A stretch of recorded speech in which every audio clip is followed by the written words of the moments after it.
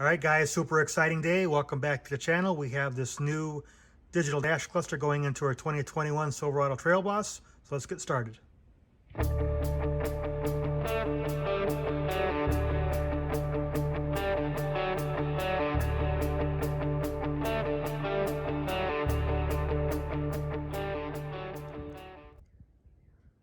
So here's the GM part number, and I got this from White Automotive Media.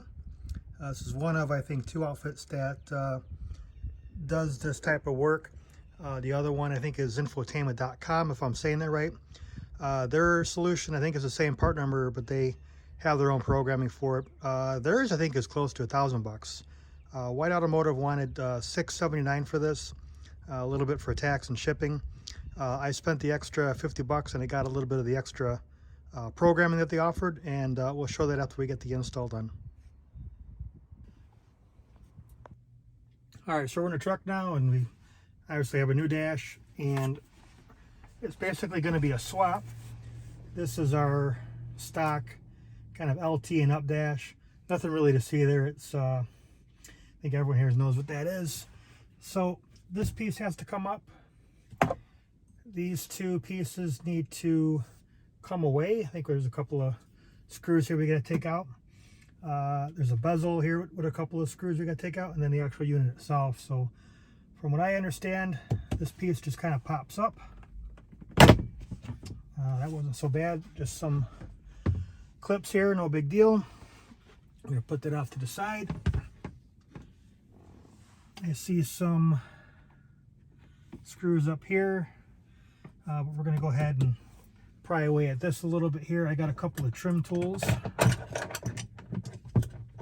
Not sure which one's going to work better, but we'll see here.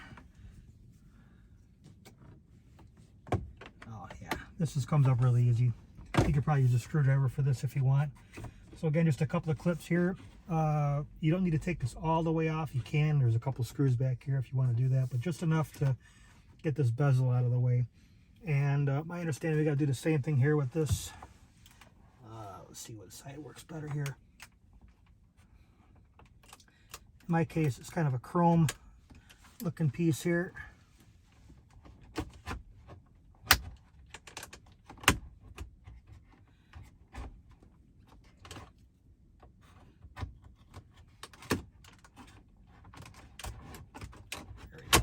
There we go. It just takes a moment to get it started here. I'm not sure if the camera's going to pick it up all the way around, but go ahead and just run your trim tool all the way through it. Except for maybe that first clip, it doesn't take a lot of pressure at all. You can just run it around here.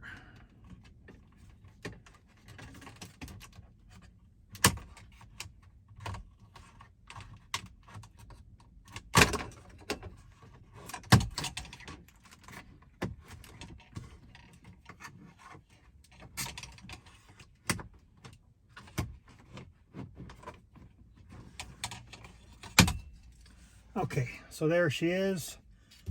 It's just these tabs here. Like I said, the first one takes a little pressure, and then it just kind of pops on out. And just like the other one, we'll just put it off here to the side. Okay, I got a Torx here. I got a Torx up here, and same on both sides. So here, there, and there. Let's see, that's the 7mm. Torx I'm going to use is a T15. I got a cordless drill here.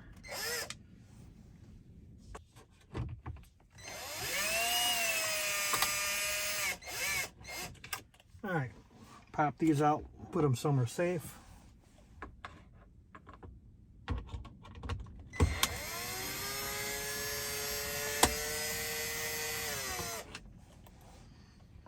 Two more on the other side.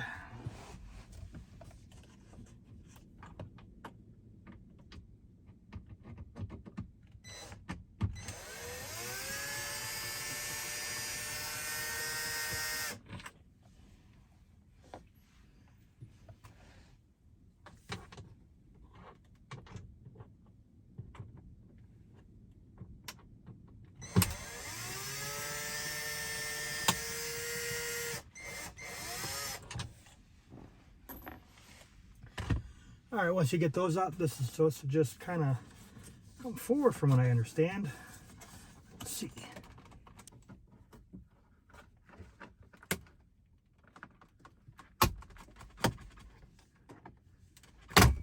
There it comes. Okay, so this comes forward, but this also comes forward, and really the piece you need to have come out is here, because again we have to release this bezel. So it takes a little bit of pressure like the rest of it, but that's about it. You don't need to take it all the way out. You can just get it part way out.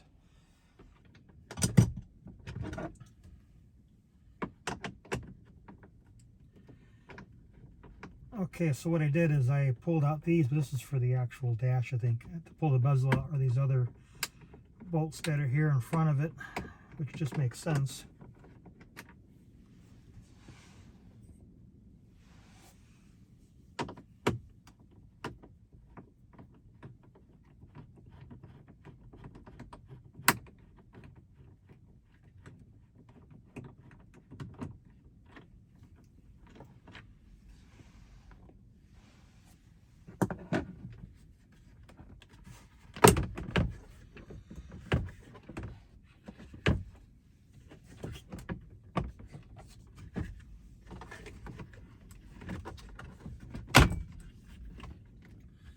Okay, there's some little plastic clips here that go into these little brass fittings here.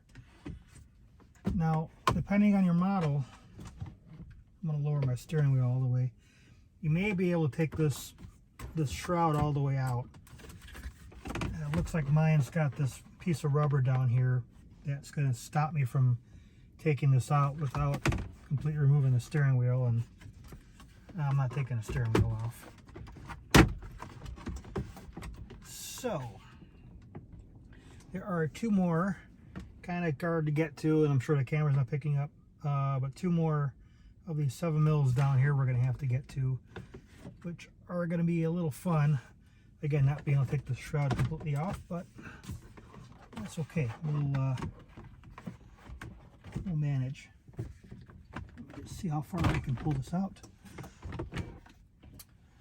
Well, I was wrong. I don't have that little plastic rubber piece down here. I could take this all the way off. Just put this over here off to the side. Okay. Two more down here.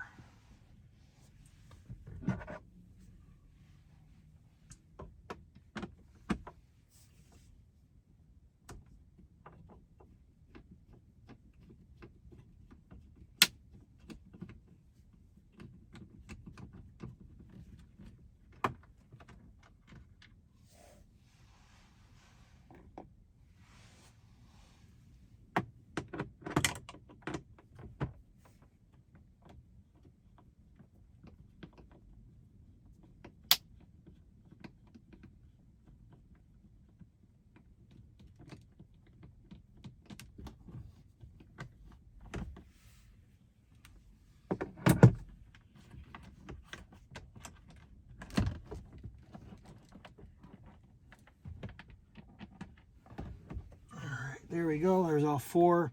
Now again, I took these top ones out prematurely, but basically two here and two on the bottom I just took out. And this whole unit's now free. Get this out of the way, sorry the sun was in my eyes earlier. And we have a wiring harness here we have to contend with. Looks like there's a little red tab here. Let's see if I can figure out how to pull this out here. Okay, a little tab just popped out, and let's see. All right, guys, so after fumbling with this for a moment, I realized what we need to do is I figured I'd do a close-in shot. Sorry, I'm doing this one-handed if my camera's shaking a little bit. So obviously I pulled this red tab out a little bit, but you have to push right where my fingernail's at. You got to push right in there, and you'll hear an audible click. And then once you push in there, let's see if I can do it again, one-handed. But once you do that, this lever here will pop out, just like you see there. And once you pop that out, then this will release, and then you're good to go. All right, so once we have everything removed, we can go through and basically put this back together the exact same way we took it apart. This is kind of neat. If you look at the back here, this is where that harness goes back into, but I'm wondering if that's for the heads-up display, if we ever get a retrofit for that from somebody. So we're going to take this, and this cord's only so long, so let's see if I can get it in here.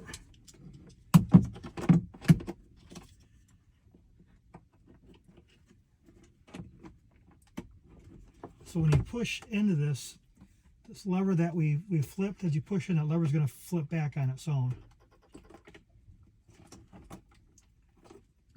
So get that in, and once it's in, push that red retainer back in, and we can start to put this back together. So that's going to go there.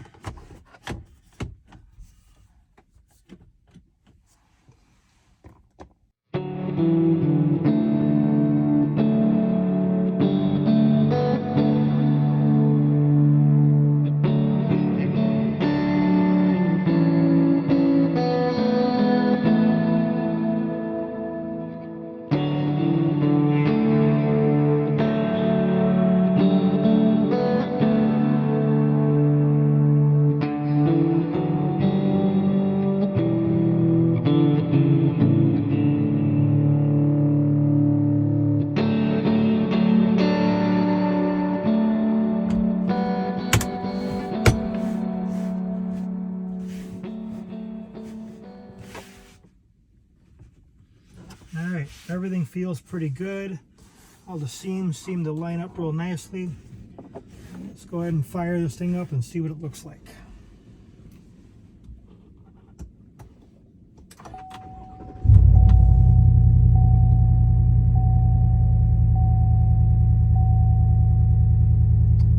I'll bring the camera in for a closer shot, but that's pretty awesome.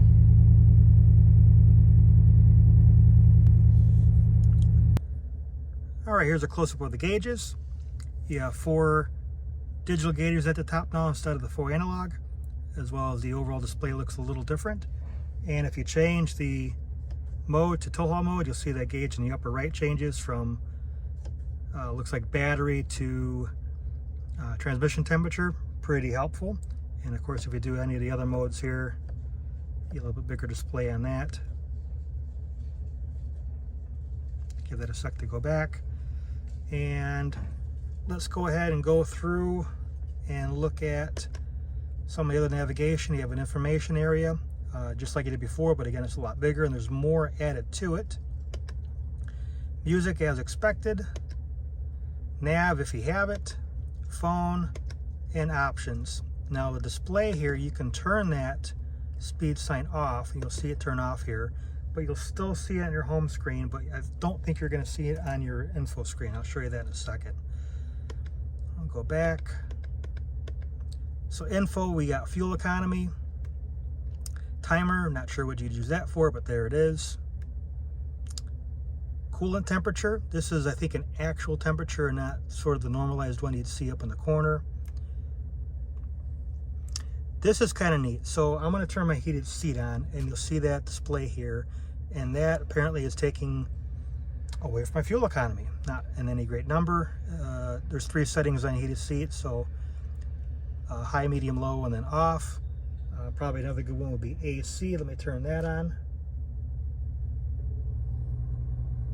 You can probably hear it in the background.